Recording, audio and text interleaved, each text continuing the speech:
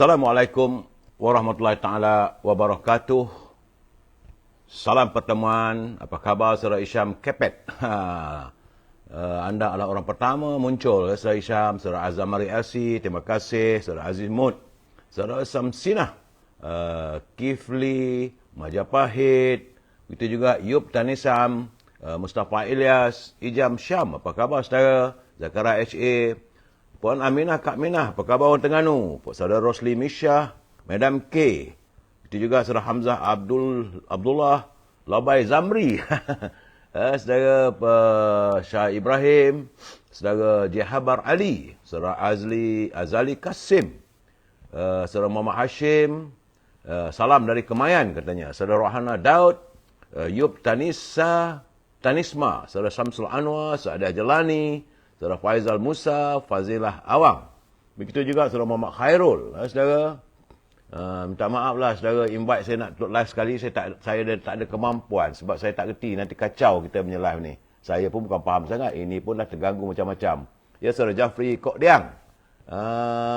Saudara Hajah Comel, saudara Muhammad Khairul, saudara Zakaria, saudara Muhammad Yaakob, Yauman, saudara Kau Aziz, saudara Puan Hamidah Kamat, saudara Puan Marabiah Abdullah, daripada Indah, saudara Wan Kasim, Rosmin, apa khabar Rosmin ni? Daripada Pontian.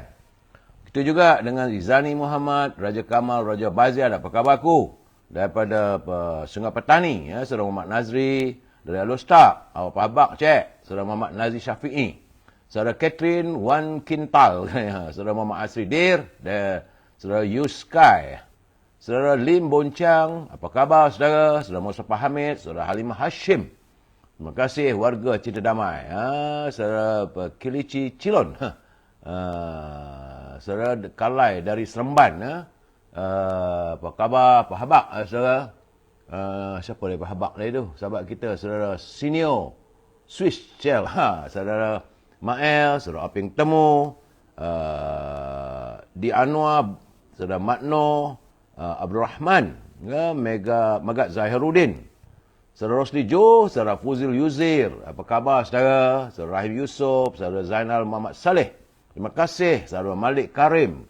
Begitu juga Puan Nur Maria, Rosini Kuringot dari Sarawak, apa khabar? Saudara Ishak Ibrahim, Ujang Min. Ya saudara, teman-teman Abdul Rahman Manaf, saudara Aisyah, Anwar Bakar, saudara Wak Rafi'i Kelapa Muda, saudara Datuk Jeffrey, apa khabar tu? Moga sihat. Saudara Ahmad Map, saudara Zainal Syari, saudara Sabaruddin Din, saudara Shirun Basirun, apa khabar saudara? Begitu juga saudara Mael, Angel, Ami Syaman, Rohaliti, saudara Wak Rafi'i Kelapa Muda, saudara Aisyaka, Dela Ayuna, saudara Nur Zaidi Muhammad, apa khabar saudara? Doa saya anda sihat. Ruby Din, sentiasalah berbahagia bersama pasangannya. Saudara Nana Razali, saudara Jamaluddin Ahmad, saudara Mat Jun Yunus, apa khabar saudara? Saudara Wak Rafi'i, dan teman-teman yang tak sempat saya santuni, saya mohon maaf. Saudara Zamari, Puan Jamaliah, Saiban, kerana ramai yang hadir malam ini di kepelbagaian channel, saudara. Sebenarnya saya telah pun diperingatkan supaya tak boleh menyebut channel apa. Tapi saya fahamlah, tiga channel itu semua ada. Saudara pergilah layari, cari, tekanlah Amir Hijaz Fan, di mana-mana channel pun. Cuma saya tak boleh menyebut, saudara. Kalau saya sebut nanti ada gangguan rupanya. Saudara Cengal Merbau, saudara Osman, saudara Ribut Rahman. Begitu juga Puan Kasum, Nur Azila binti Yahya, saudara Rubidin, Jaka Linglong. Daripada Pulau Pinang, Jaka Linglong, apa khabar cik? Puan Nuraini, Jack Jimmy, salam dari Bintulu, kata Jack Jimmy. Begitu juga saudara Zamri Ismail dari Jelebu, Negeri Sembilan, Puan Sabariah Sabian, Datuk Khairul Hayat, apa khabar tu? Saudara Empat Tulang Kering, Waalaikumsalam. Salam satu. Terima kasih saudara Hariza Ina dan teman-teman. Baik saudara, saya harus meneruskan pencerahan. Tadi waktu saya menghadiri Perhimpunan Agung UMNO, saya ramai jumpa teman-teman yang sudi menyantuni saya. Dan cuma mereka mengatakan kenapa saya sebut semua nama itu. Saya beritahu mereka tak sampai hati untuk saya tak sebut. Jadi mana yang sempat sajalah saya kata. Sebab mereka pun tak sabar-sabar mau mendengar pencerahan dan sebagainya. Tapi saya jelaskan kita perlu memberi kesempatan pada teman-teman yang baru masuk dan sebagainya. Saudara Abdullah Paklah, Saudara Muhammad Sharif, Han Kai, Saudara Abdul Wahid, Abdul Karim. Saya nyatakan bahawa saya yang mana sempat saya santun. Jadi tak bolehlah saya menghampakan semua orang, saya kata. Itu penjelasan saya. Baik, saudara. Hari ini hari penuh keberkatan, itu hari Jumaat. Tanggal 13 Januari. Yang merupakan hari yang ke-1031. Virus corona menyerang negara kita. Masih belum usai. Kerana dari laporan Saudara Jamil Idris bersama dengan Saudara Rio, nampaknya tiba-tiba hari ini ada sedikit peningkatan. Artinya belum usai, saudara. Virus corona belum usai daripada bumi bertuah ini. Kerana kemarin jangkitannya adalah 367. Tapi semalam jangkitannya meningkat kepada 383 jangkitan. Sebab itu saya sering kali mengingatkan anda, berhati-hati, jaga kebersihan, jaga penjarakan sosial. Itu yang paling penting, saudara. Dan saya lihat daripada 383 jangkitan di hari yang ke-1030 ini, saudara, 7 negeri nampaknya meningkat dan 7 negeri tidak berubah. 7 negeri susut dan 2 negeri tidak berubah. Itu di Kedah 17 jangkitan dan di Kelantan 11 jangkitan. Masih lagi macam hari kemarin, saudara. Sementara itu di Selangor nampaknya ada sedikit peningkatan kepada 141 jangkitan. Itulah negeri yang masih lagi belum mampu untuk kita mengusaikan jangkitan mengatasi jumlah 100. Lain-lain negeri nampak gayanya bertahan, saudara. Saya lihat masih lagi bertahan. Ada yang single digit. Sabah memeranjatkan saya, cuma jangkitan 1 saja, saudara. Begitu juga di Pahang. Pahang juga cuma 2 jangkitan saja. Di Putrajaya 8. Selalunya Putrajaya ni menyeramkan kalau Selangor tinggi. Kan, saudara? Di Perlis 2 dan di Labuan 4. Itu negeri yang single digit. Lain-lain negeri ada double digit, ada 17 dan sebagainya. Saudara, kalau nak saya baca satu persatu, mengambil masa nanti teman-teman boring pula.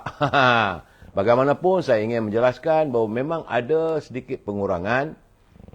Walaupun hari semalam meningkat, tapi masih lagi di bawah 500. Cuma saya mengharapkan teman-teman pastikan kita menjaga kebersihan diri kita demi lestari kehidupan keluarga kita, saudara. Baik. Usai saya memberi pencerahan tentang COVID-19, seperti biasa, saya minta izin, saudara, 3-4 minit untuk mewawarkan produk teman-teman kita dalam segmen e-commerce. Bagi teman yang mempunyai produk mahu saya wawarkan, sila hubungi Al-Azhar di talian 011-330-41241, saudara. Suara saya pun sengau sikit, saudara. Keletihan sebenarnya. Semalam, hari ini, petang tadi buat live juga. Pernah duduk dalam aircon yang sejuk. Jumpa teman-teman. Sibuk dari pagi sampai larut malam. Balik dari isyak pun tak buat lagi, saudara. Lepas pencerahan ini, mungkinlah saya akan, insyaAllah, dengan izin Allah, dapatlah saya menunaikan fardu isyak. Maghrib dah selesai lah, saudara. Baik. Al-Azhar masih lagi memasarkan setangi bakurnya dan juga minyak-minyak wangi. Haruman daripada tanah Mekah ataupun tanah bumi Arab yang berasaskan kepada pati kayu gaharu. Hubungi Al-Azhar di talian 011-330-41241. Kalau saudara tak dapat berhubung dengan Al-Azhar, bolehlah hubungi Siti Farehah di talian 017-711-4300. Jangan lupa, dendeng manis Siti Farehah harganya masih lagi harga lama dan juga sedap makan untuk dengan apa saja. Dengan nasi boleh, dengan pulut boleh, dengan porridge ataupun kanji ataupun dengan roti, saudara. Bagi teman-teman yang tinggal di Lembah Kelang, kalau mahu buah-buahan yang grade AAA harganya murah, terus dihantar ke rumah anda, boleh hubungi Syauqi di talian 012-357-5703. Cuma jangan bawa lawak lah, saudara. Order 2 butir saja buah limau, letih lah kau nak mengentarnya, saudara. Dan tentulah akhir sekali, makanan kegemaran saya Popiah Sira Lady Maria. Memang sedap, saudara. Cerita Popiah Sira ni Lady Helio, saudara.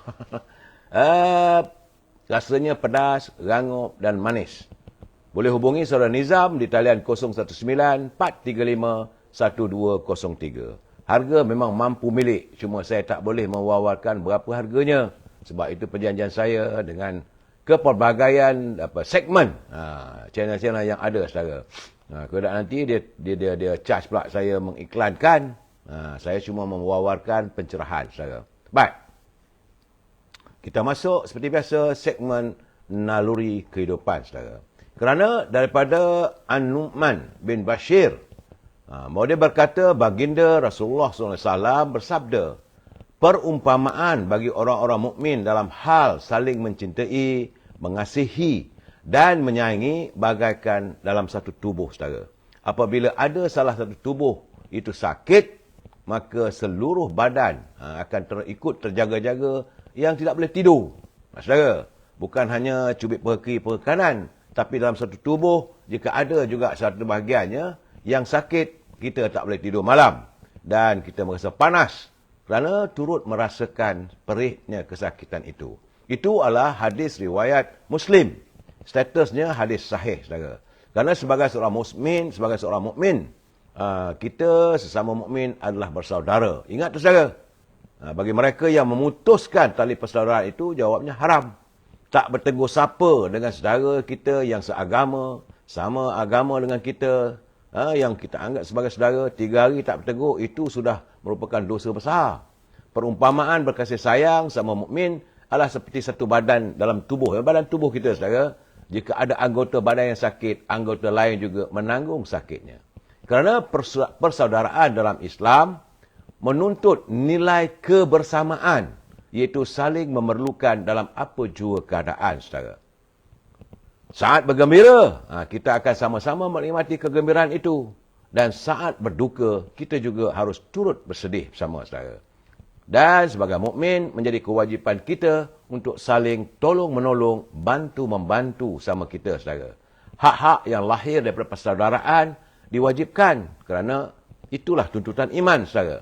Wajib memberikan komitmen terhadap hak mukmin yang lain seperti wajibnya menunaikan solat, menunaikan puasa, zakat, haji dan sebagainya. Itu wajib, saudara, untuk kita membantu saudara-saudara kita yang seagama dengan kita seandainya mereka mengalami musibah dan bermasalah. Saudara kena ingat, saudara, bagaimana kejayaan baginda Nabi Muhammad SAW dalam peristiwa hijrah. Bagaimana baginda membina negara Madinah yang makmur dan harmoni apabila baginda berjaya mempersaudarakan kaum Ansar dan Muhajirin untuk sama-sama bertolong, bantu-membantu membangunkan negara Islam Madinah. Itu contoh terbaik, saudara. Kaum daripada Quraisy yang datang daripada Mekah, kemudian didamaikan antara kaum Ansar dan Muhajirin, hidup dalam sebuah kelompok. Sebab itu, saudara, kalau kita pergi ke Madinah, memanglah kita akan merasa ketenangan yang amat sangat. Kerana warga di Madinah itu memang menyantuni sesama umat Islam ni bagaikan saudara-saudara. Dan bagi membangunkan sebuah negara seperti negara Malaysia ini, negara yang tercinta ini, saudara, saya mengharapkan, marilah kita tunaikan hak persaudaraan yang wajib. Ingat, saudara, kita harus menjaga persaudaraan dan mengukuhkan ukhuwah ikatan sama kita, saudara. Jangan sesekali kita putuskan ikatan persaudaraan. Itulah sedikit segmen naluri kehidupan. Dan kita santuni mutiara kata kiriman yang bahagia Tan Sri Osu Sukam, mantan Ketua Menteri Sabah, saudara. Yang dihantar pada saya saban hari, katanya, tanpa kita sedari, kita menipu diri sendiri. Apabila laba dunia menjadi petunjuk kehidupan, terhias pula untuk sering berdusta. Tanpa kita sedari, seolah kita menipu diri kita, saudara. Kalaulah kekayaan ataupun laba dunia ini yang menjadi petunjuk kehidupan. Kalau ia berjaya dan sebagainya, itulah petunjuk kononnya. Itulah satu penipuan pada diri kita sendiri. Sebab segala-gala itu adalah milik Allah. Terima kasih Tan Sri Osu. Bukan, ini kiriman daripada Datuk Syed Ali. Minta maaf, saudara. Saya tengok, kiriman Datuk Syed Ali. Terima kasih, Datuk. Mohon maaf. Rupanya bukan kiriman Tan Sri Osu. artinya kita masih berkasih sayang, kita untuk saling ingat mengingati. Lain tak ada, saudara. Kita perlu saling mengingati walaupun tak jumpa, tak bertemu, tapi kerinduan itu sentiasa ada. Sebagai seorang sahabat, macam kita bersaudara, kadang-kadang bila saya berkawan dengan siapa saja, saudara, lama tak jumpa, rasa kerinduan yang amat sangat. Sebab itu tadi, waktu saya menghadiri Perhimpunan Agung UMNO, berpeluang bertemu dengan teman-teman yang datang daripada Kedah, yang datang daripada Perlis, yang datang daripada Terengganu. Saya terhibur sangat-sangat. Tambah-tambah lagi datang daripada Johor. Saudara, kami saling berpeluk-pelukan, menandakan eratnya hubungan. Kadang-kadang bila nak berpisah tu, tak terasalah air mata itu meleleh, saudara. Baik, saudara, sebab itu kita harus saling ingat mengingati. Saya hanya mengingatkan pimpinan negara agar janganlah berbelanja wang negara tanpa had. Kerana jika pimpinan negara membelanjakan wang negara tanpa had, kita bimbang negara boleh jadi muflis dan rakyat yang menderita, saudara. Hari ini, saudara, merupakan hari yang ke-40. Genap 40 hari, wujudnya kerajaan perpaduan yang berjanji, yang berusaha, yang bertekad untuk menangani derita rakyat, saudara. Bicara kita malam ini, persekitaran UMNO dan sebagainya, saudara. Tak ada tajuk pun. Dan kita mengharapkan agar pimpinan negara, khususnya Yang Berhormat Datuk Seri Anwar Ibrahim, laksanakanlah setiap janji yang dilafazkan untuk menangani derita rakyat. Sebelum itu, saudara, kita santun juga pantun Pak Nazir dari Perlis. Terima kasih Pak Nazir, saban hari menghantar pantun kepada saya. Katanya, beli ikan si bunga kantan, sepat benua si ikan darat. Allah membiarkan pengikut syaitan sesat di dunia, neraka di akhirat. Jadi kalau anda sesat di dunia itu, Allah biarkan. Saudara, tapi ingat, nerakalah di akhirat nanti. Tambah Pak Nazir lagi, berderak-derak kepala lutut, berjalan di pekan, kaki terpiat. Mentaati umara amat dituntut, asalkan bukan perkara maksiat. Jadi kita harus taat pada umara. Umara itu pemimpin, saudara. Asalkan dia tidak mengajak kita untuk melakukan kemaksiatan. Terima kasih Pak Nazil atas peringatan untuk kita bersama. Bagi saya, pantun-pantun Pak Nazil begitu berarti bagi kita. Teruskanlah Pak Nazil berkarya. Saudara, jadi sebelum saya beri pencerahan lagi, saya harus mengingatkan teman-teman atau mereka yang menyunting semula live saya ini dan dimasukkan dalam pelbagai channel, maka anda harus bertanggungjawab atas setiap suntingan maupun tulisan-tulisan yang anda lakukan dalam buku muka saya ini, saudara. Ingat, saya tak bertanggungjawab. Apa yang anda lakukan, tangan yang mencincang, maka bahulah yang memikul. Saya tak mampu nak memantau kesemuanya, saudara. Dan ingat, ini juga merupakan pencerahan politik. Matlamatnya tak lain, hanya sekadar memberi informasi kepada warga kita agar mereka sentiasa dalam keadaan mengetahui perkembangan dari masa ke semasa, khususnya dalam bidang politik. Bila saya memberi pencerahan, ada juga komen-komen daripada saya, prinsipnya kita mesti bersetuju untuk tidak bersetuju. Jadi saudara janganlah marah. Orang kita nak menegakkan benang basah, tak perlu. Rasa tak bersetuju, abaikan apa yang saya katakan. Kalau kita bergaduh, bertekak dalam live ini, orang tengok pun tak seronok, saudara. Saya cuma memberi pencerahan. Dan prinsipnya kita mesti bersetuju untuk tidak bersetuju. Kalau saudara ingin menghantar kiriman dan sebagainya, gunakanlah bahasa-bahasa yang harmonis, bahasa-bahasa yang baik dan tidak menggunakan bahasa yang celupar kerana kita adalah warga cinta damai. Saudara, malahan kalau saudara berbahas dengan teman-teman yang lain, juga saya mohon agar gunakanlah bahasa yang sebaik mungkin, bahasa yang cukup beradab. Janganlah anda bersikap celupar dan menyakiti hati teman-teman kita. Ini kita free flow. Tak ada masalah, kita boleh berbincang secara terbuka. Tapi kalau orang kita tak bersetuju, kita mesti bersetuju untuk tidak bersetuju. Ini bukan halaman untuk saya berkempen bagi sesiapa pun, tidak, saudara. Saya hanya memberi pencerahan. Sebab tadi, waktu petang tadi, bila saya memberi pencerahan, orang mengatakan saya berkempen untuk Presiden UMNO. Sedangkan saya nak menjelaskan apa yang dilontarkan, apa yang diperkatakan, supaya warga UMNO di kawasan, di desa, di peringkat akar umbi, mereka tak semua boleh datang ke Kuala Lumpur. Mereka mendapat informasi apa yang sedang berlaku di Kuala Lumpur saat ini. Itu saja, saudara. Ingat, saudara, hari ini hari yang ke-40 kita menangani derita rakyat. Sebab itu saya melihat, saudara, dalam saat-saat begini, saya mendapat kiriman, ada mengatakan bahawa kumpulan M40, M40 ni ada berada sedikit, saudara. Kini mereka berada dalam dilema. Kerana seminggu saja mereka mampu bertahan. Selepas itu terus berada dalam kumpulan B40, saudara.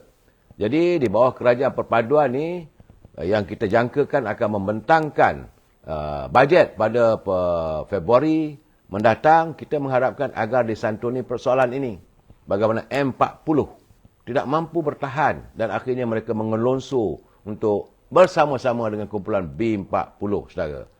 Kerana dengan walaupun ada usaha dilakukan untuk menangani cabaran kos sara hidup, jadi pimpinan harus mengambil pendekatan yang lebih bersasar untuk melindungi kehidupan rakyat.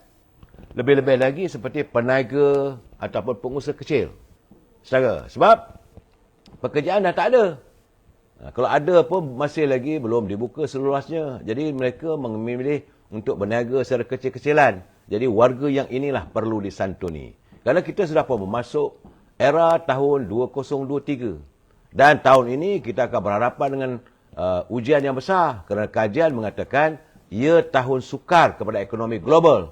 Sudah tentu bakal melonjakkan kebimbangan yang tidak terkira pada taraf ekonomi poket kita. Bukan ekonomi kehidupan, saudara, taraf ekonomi poket.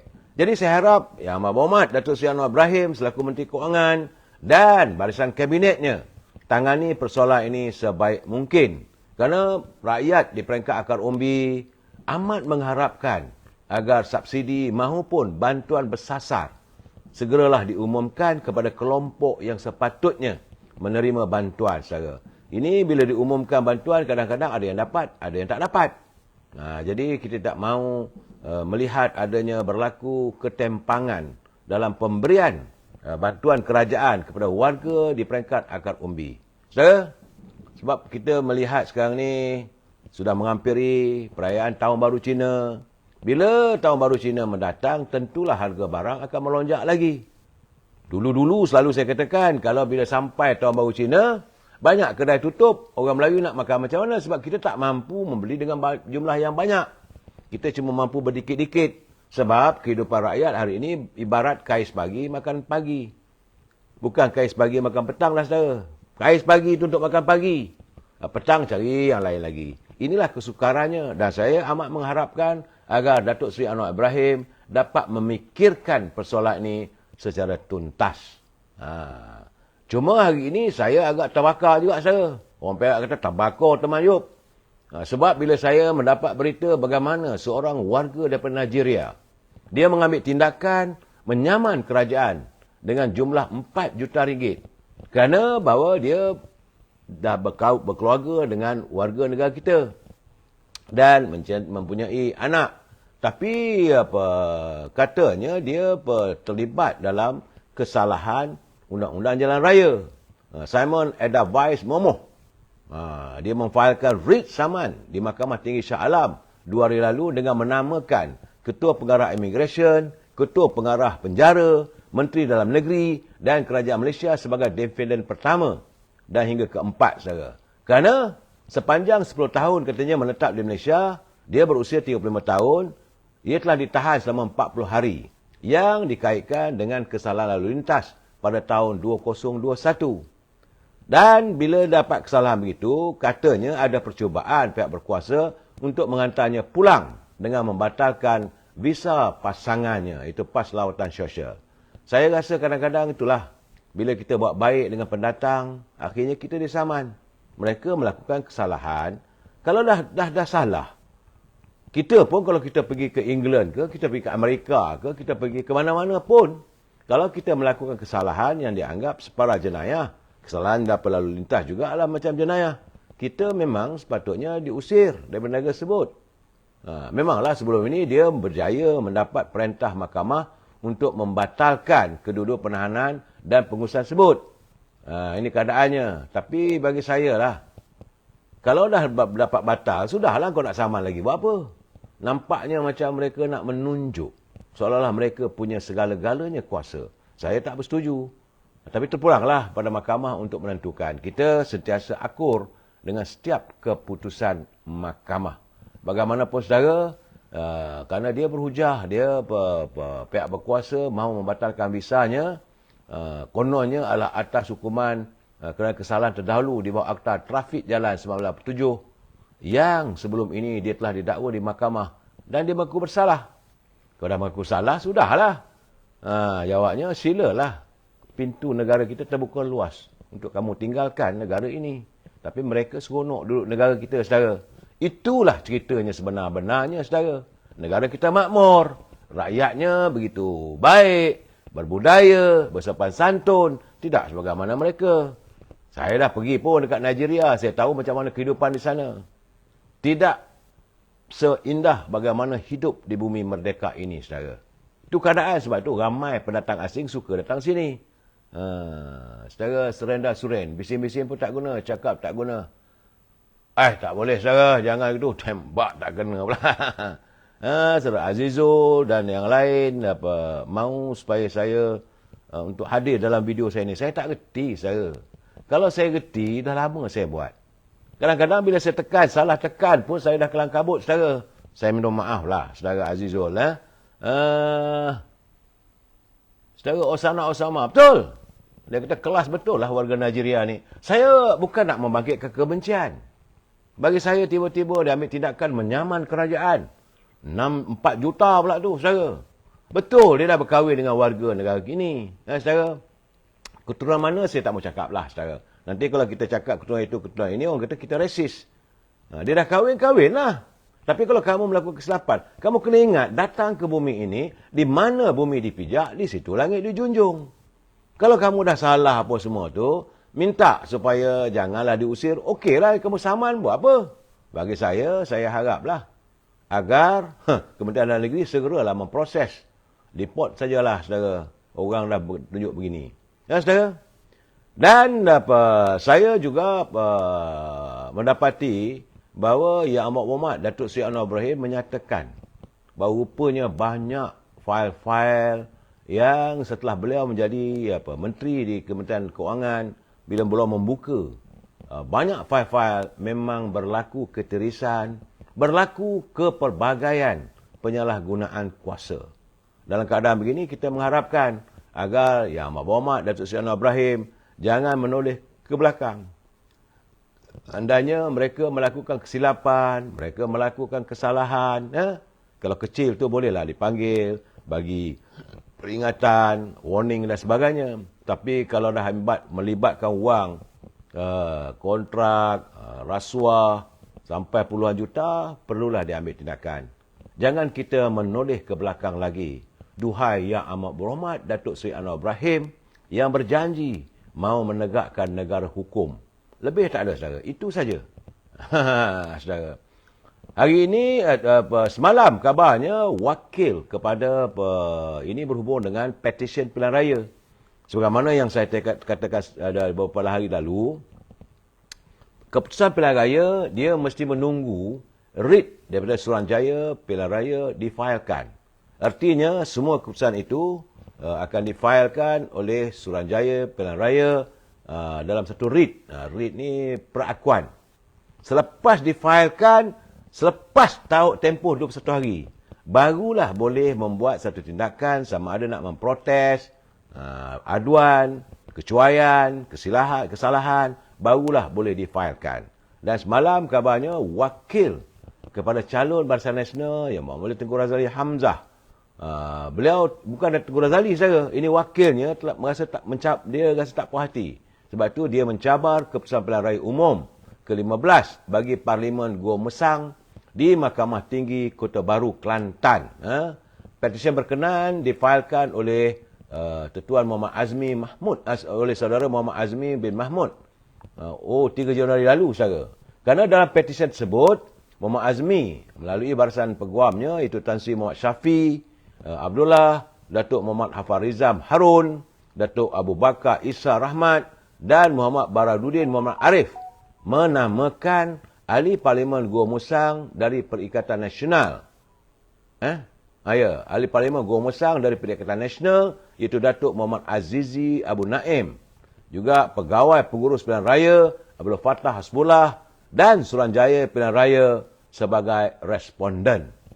Saudara. Jadi menurut Abu Bakar, petisi berkenaan antara lain meminta supaya keputusan PRU 15 bagi Parlimen Gua Musang dibatalkan serta menggesa SPR mengadakan pilihan raya kecil bagi Parlimen berkenaan.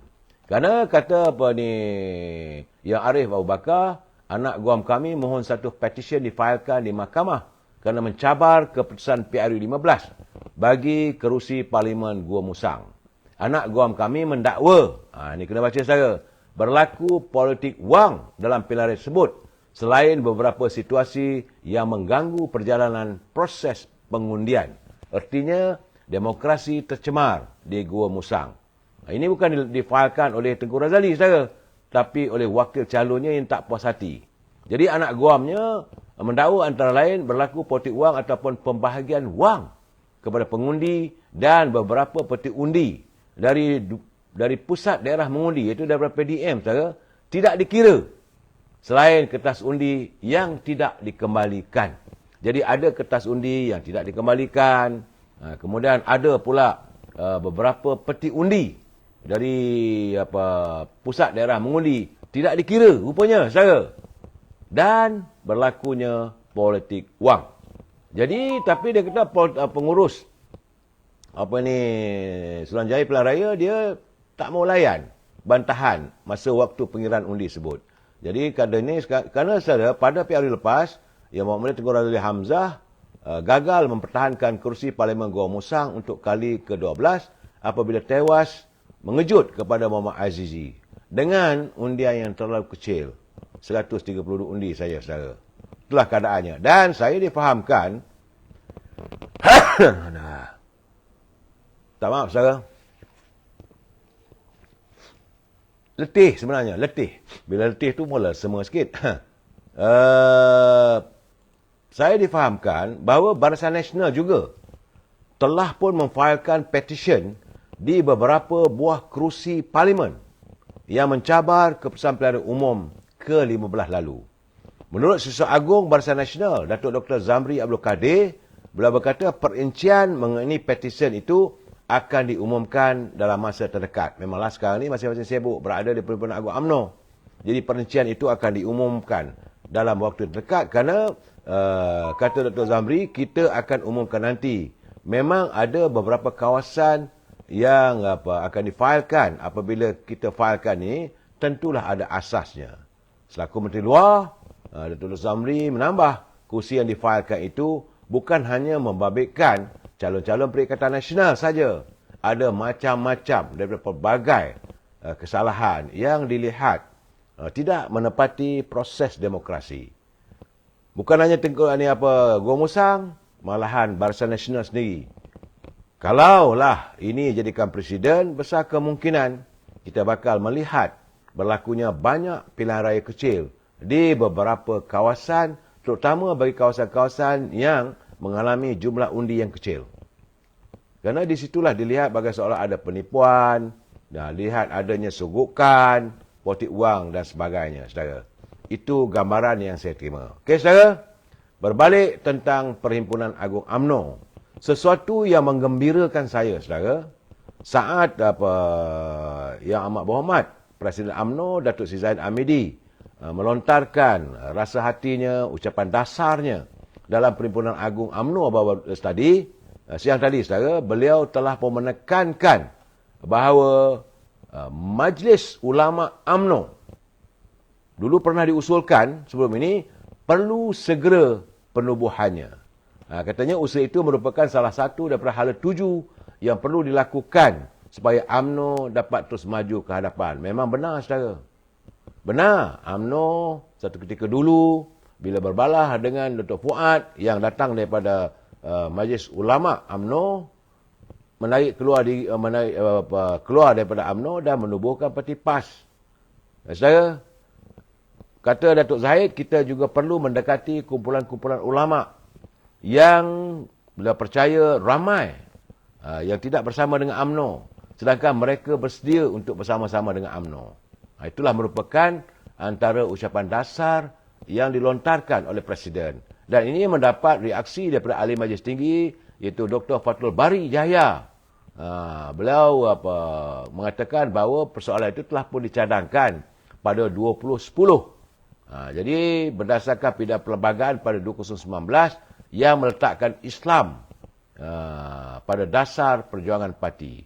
Untuk itu, kita harus menolak sebarang tanggapan untuk menggambarkan UMNO lebih Islam daripada parti lain. Tidak. Jadi apa yang kita harapkan bahawa bila adanya majlis ulama UMNO itu, persoalan yang menyangkut soal agama Islam ini dapat diperhasui satu persatu dan bukanlah orang lain yang dilihat menjuarai perjuangan Islam. Saudara, berhubung dengan Perhimpunan Agung UMNO kali ini, saya melihat nampak gayanya saudara, para perwakilan yang bersidang bermula tadi selepas ucapan Presiden UMNO, saya melihat mereka seolah-olah menutup pintu serapat mungkin untuk tidak mengizinkan Datuk Seri Syahmuddin dan Khairi Jamaluddin untuk menyambung talian hayat politik mereka. Artinya, para perwakilan dah jeran. Tak nak lagi dah. Tanpa, walaupun Presiden sedia memaafkan, sedia melupakan dalam ucapannya, beliau bukan mencari musuh. Tetapi para perwakilan nampaknya menutup pintu serapat mungkin untuk tidak mengizinkan kedua-dua mereka ini berada dalam kepimpinan parti. Nak jadi ahli UMNO tak ada masalah. Tapi untuk memimpin parti nampak agaknya tertutup rapat pintu rundingan dan sebagainya. Demikian saya dengar bagaimana menurut Ketua Penerangan UMNO, Saudara Hisham Jalil, beliau mengesahkan bahawa terdapatnya usul yang dicadangkan oleh perwakilan dari Negeri Sembilan. Dan usul tersebut disokong oleh perwakilan Terengganu, Selangor, perwakilan wanita dan Pulau Pinang. Ya, bagaimanapun setakat ini parti tidak meminda sebarang perlembagaan untuk menghalang dua jawatan tertinggi itu agar tidak dipertandingkan. Jadi dalam masa yang sama, UMNO Malaysia tidak menghalang perwakilan atau akar umbi untuk membawa usul sebut saya. Jadi katanya sebagaimana yang dikatakan sebelum ini, kalau siapa nak bawa usul, ini bergantung pada mereka, dan Presiden UMNO Datuk Seri Zahid Hamidi juga telah memberi kenyataan sebelum ini bahawa beliau tidak membuat sebarang keputusan kecuali Majlis Tinggi berhubung soal pemilihan jawatan tertinggi itu Presiden dan Timbalan Presiden saudara. Saya melihat bahawa terdahulu itu Datuk Seri Zahid dalam ucapannya dia mengatakan bahawa beliau menyerahkan pada perwakilan. Nak tanding boleh. Malahan semalam pun dia mengatakan I'm ready to fight. Tidak ada masalah baginya. Tapi apabila ada usul daripada wakil dari Negeri Sembilan, jadi terpulanglah. Saudara, Negeri Sembilan memasukkan usul tambahan. Sebenarnya hari ini dua usul yang dibawa, iaitu usul pindaan perlembagaan. Usul pindahan perlembagaan pertama iaitu Ketua Penerangan diangkat sebagai perwakilan secara otomatis. Yang kedua, ahli-ahli UMNO yang menjadi calon, menjadi penyokong, pencadang dan melakukan khianat sepanjang musim pilihan raya untuk tidak menyokong parti, sebaliknya menyokong parti lawan, mereka dengan sendirinya gugur sebagai ahli UMNO. Itu dua usul yang dibawa. Jadi apabila wakil dari Negeri Sembilan dia membahas kau sebut, dia memasukkan usul tambahan. Ini dibolehkan dalam perlembagaan UMNO, dia bawa usul tambahan agar jawatan Presiden dan Timbalan Presiden tiada dipertandingkan. Itu secara spontan, saudara. Itu yang saya katakan. Suara UMNO ini ditetapkan oleh perhimpunan. Bukan suara Zahid Hamidi. Bukan suara Tok Mat. Bukan suara naib-naib Presiden. Bukan suara Ahli Majlis Tinggi. Suara keputusan yang dibuat oleh perhimpunan itu mengatasi segalanya. Presiden kata dia sedia to fight. Tapi bila perwakilan perhimpunan, saya melihat bahawa mereka seolah menutup pintu. Mereka lah yang memegang kunci nak buka ataupun tutup, saudara. Kerana Wakil Negeri Sembilan memasukkan usul tambahan agar jawatan Presiden dan Timbalan Presiden tidak dipertandingkan. Terengganu, Wakil Terengganu dia terus bangun untuk menyokong usul tambahan tersebut. Saudara, cadangan datang daripada Wakil Negeri Sembilan. Kemudian dari Terengganu dia terus bangun menyokong usul tambahan tersebut. Begitu juga Wakil daripada Selangor, iaitu Datuk Abdul Rahman. Dia Ketua Bahagian Sahabat Bernam. Saudara, dalam ucapannya agak panjang lebar, beliau turut menyokong usul agar jawatan Presiden UMNO tidak dipertandingkan. Jadi saudara, bagaimana dengan wakil daripada Kedah? Mereka juga bersetuju. Wakil daripada Selangor, wakil daripada Kedah, wakil daripada Pulau Pinang. Wakil daripada Pulau Pinang sendiri, Datuk Ahmad Ismail. Memang kau lah kita orang. Beliau menjelaskan secara jelas kenapa alasan yang jawatan Presiden ini tidak perlu dipertandingkan untuk pemilihan kali ini. Untuk jawatan lain tak ada masalah. Malahan beliau sebagai Ketua Bahagian Bukit Bendera di Pulau Pinang, dia kata siapa nak lawan saya tak ada masalah. Tetapi janganlah adanya perpecahan yang bakal wujud kesan daripada pertandingan jawatan Presiden dan Timbalan Presiden UMNO. InsyaAllah, saudara, besok ada beberapa lagi perwakilan yang akan berucap. Semalam pun pergerakan wanita telah pun membawa usul. Tapi itu hanya di peringkat pimpinan ataupun mesyuarat persidangan wanita. Begitu juga pemuda. Hanya diputuskan di peringkat pemuda. Tidak boleh dijadikan dasar sehinggalah dibawa ke perhimpunan. Malahan, pergerakan puteri juga mengutarakan persoalan yang sama. Masih lagi belum jadi dasar. Saudara, tapi apabila perwakilan daripada Negeri Sembilan memasukkan usul tambahan, waktu beliau membahaskan dua usul tersebut, maka bila perwakilan menerima, akhirnya tertutup rapat. Memang kita tahu, Saudara Khairi, Saudara Syamuddin, beberapa orang wartawan bercuma beliau, dia kata bahawa dia pun bersedialah untuk bertanding.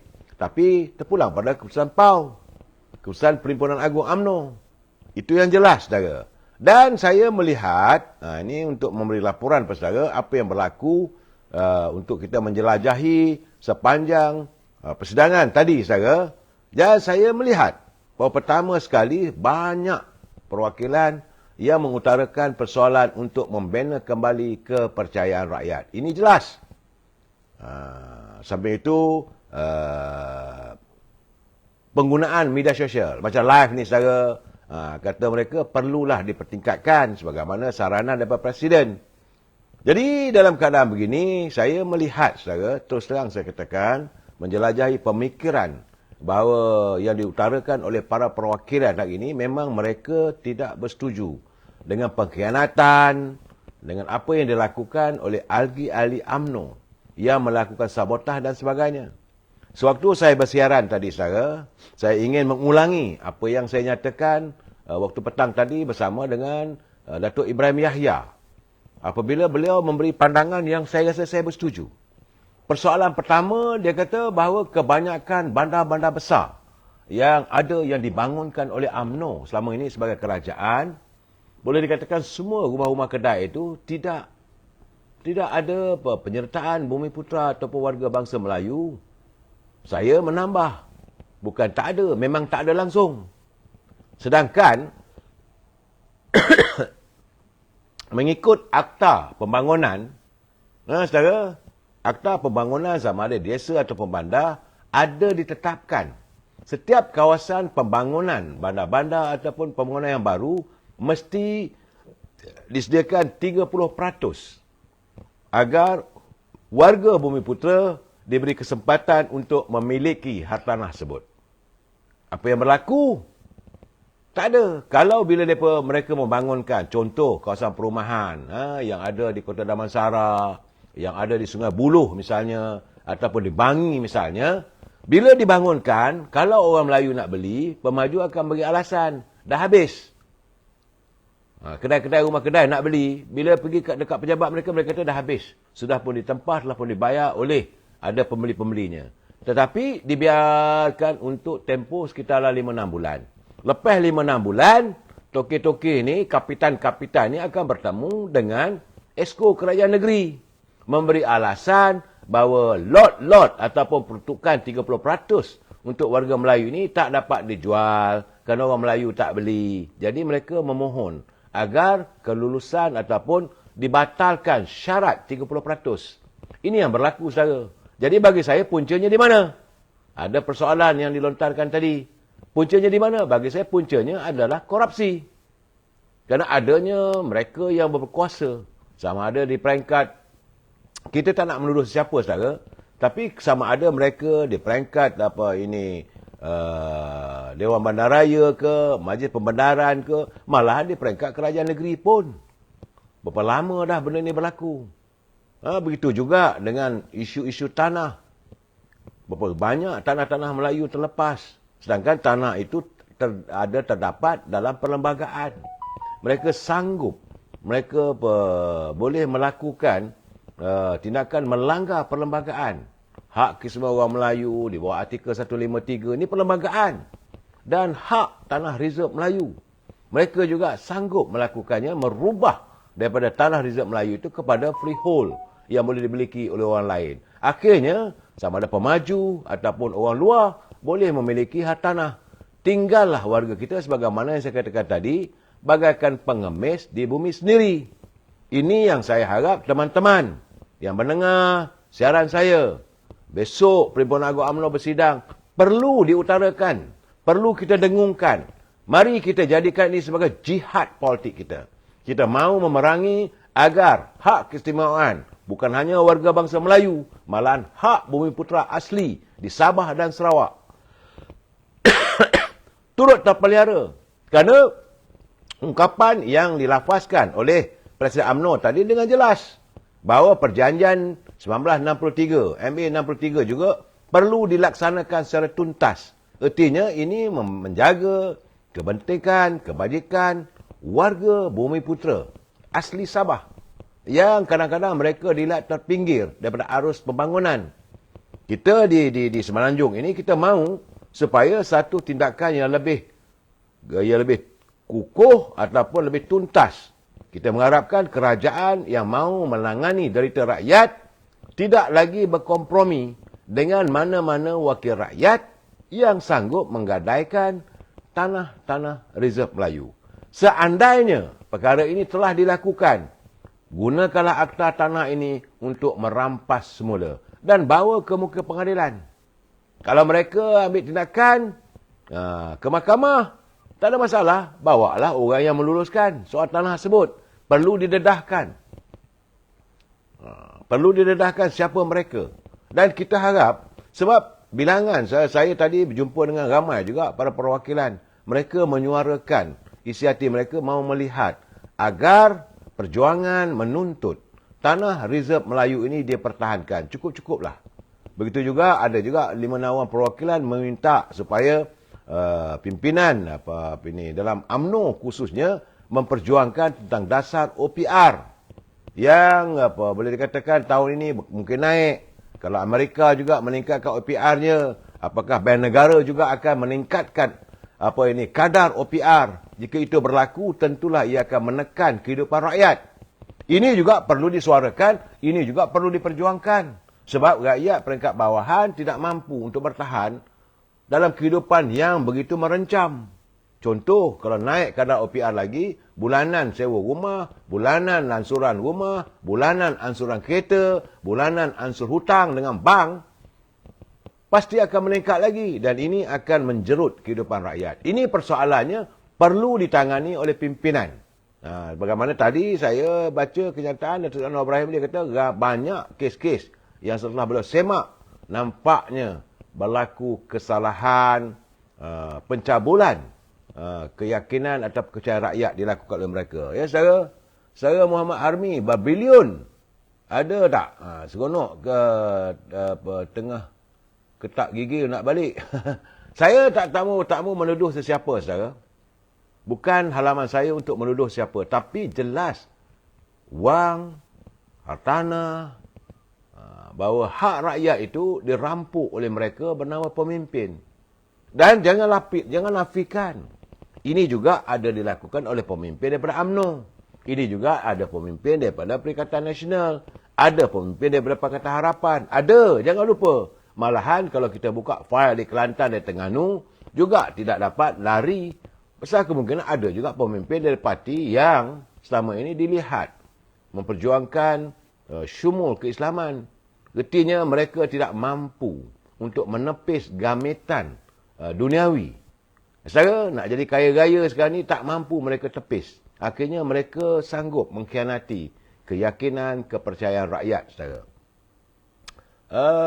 Saudara SB Napiah, dia kata Presiden dah bagi tahu Tok Mat minta jaga kebajikan ATM kerana dah lama ketinggalan dari segi kebajikan mereka. Itu satu benda yang tidak dapat dinafikan.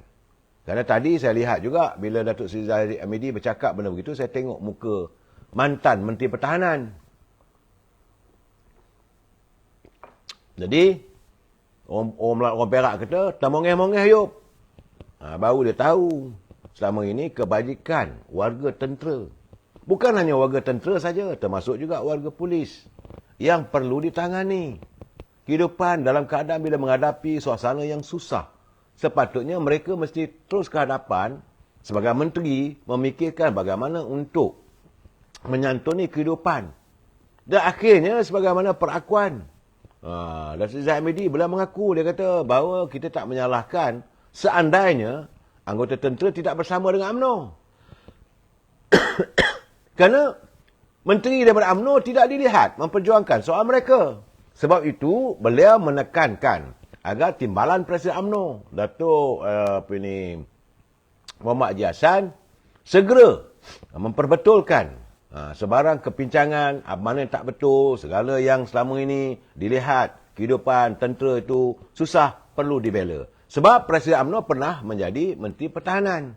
Waktu beliau jadi Menteri Pertahanan, banyak program-program untuk warga tentera, warga bekas tentera, warga bekas prajurit yang berjuang membela nusa dan bangsa. Mereka menggadaikan air mata, darah, keringat, malahan menggadaikan nyawa demi lestari negara ini terus aman tentram. Tapi apakah mereka dikenang jasanya? Malahan mereka hidup dalam keadaan sukar. Sebab itu berlakunya penolakan. Sama ada veteran tentera ataupun ahli anggota tentera melihat bahawa pimpinan pun tidak dilihat mahu menyantuni kehidupan warga tentera. Begitu juga dengan anggota polis. Saudara. Jadi kita nak tuduh orang tu orang ni, saya tak suka. Tetapi saya melihat selama 4 tahun anggota pasukan polis seolah-olah dinafikan. Tidak seperti zaman UMNO Barisan Nasional mentadbir. Begitu juga dengan tentera. Malahan ada juga, saya malah nak dedah. Banyak berlaku kepincangan. Satu persatu. Jadi bila peringatan Datuk Seri Anwar Ibrahim tu, saya kata jaga-jagalah. Berhati-hatilah mereka yang pernah terjebak dalam elemen korupsi. Anda tidak akan terlepas daripada sebarang tindakan, saudara. Saya melihat juga bagaimana kenyataan perwakilan di Pulau Pinang, Saudara Muhammad Ismail, sebab dia kata kekuatan UMNO dahulu kerana ada ruh perjuangan. Ini memang tidak dinafikan, saudara. Ruh perjuangan itu yang paling penting. Kalau hilanglah ruh perjuangan, hilanglah perasaan mahu menyantuni rakyat. Lihat dulu zaman Tun Razak. Tadi saya membualkan juga persoalan tersebut. Tun Razak membangunkan kawasan Felda. Luas, akhirnya warga bangsa berkesempatan memiliki hartanah sekitar 10 ekar. Saya dah bercakap soal ini dah berkali-kali. Bagaimana dengan di Sabah dengan Sarawak? Kehadiran Felda di Sabah dan Sarawak tidak sebagaimana di Semenanjung. Ini yang dilihat seolah-olah tidak memenuhi tuntutan MA 63. Sepatutnya tanah-tanah Felda yang dibangunkan di Sabah Sarawak haruslah ditawarkan kepada rakyat negeri tersebut. Supaya mereka juga dapat bergiat dalam sektor pertanian, khususnya untuk menjadi peneroka Felda. Tanah di Sabah Sarawak luas.